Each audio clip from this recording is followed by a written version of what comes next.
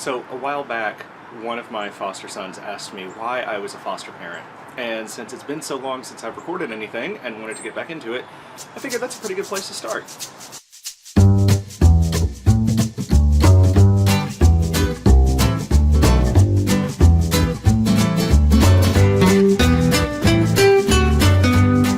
So what I told him was the short answer, because I got interrupted in giving it, but the short answer is I'm a foster parent because I've wanted to be a parent for a very long time, and this seemed to be the simplest and frankly cheapest way to make that happen. But the longer answer is that yes, that's true, and also it wasn't going to happen by more natural means. But then add to that, I really never wanted to have babies or toddlers. Babies and toddlers are great. I love them. I have some nieces who are in that age range, and they're delightful. But I also know that after an hour or so, I'm kind of like, all right, where are your parents? Time to hand you back. I much prefer dealing with older kids. Teenagers, I think, are great. I work with what I affectionately refer to as overgrown teenagers in my current job.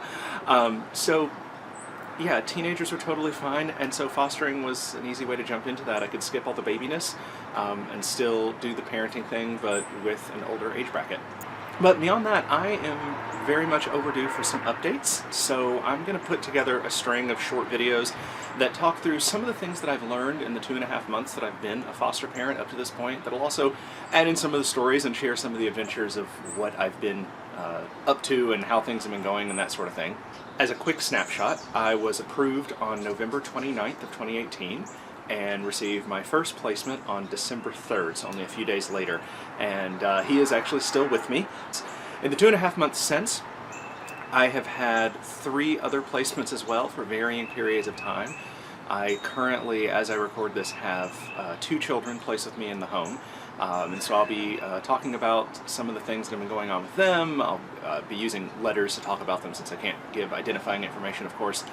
And the way I'm going to do this is we're going to put together a couple of videos that are organized around some of the pro tips that I've learned, some of the takeaways from these 2.5 months of being a foster parent. So stay tuned for a series of foster parenting pro tips.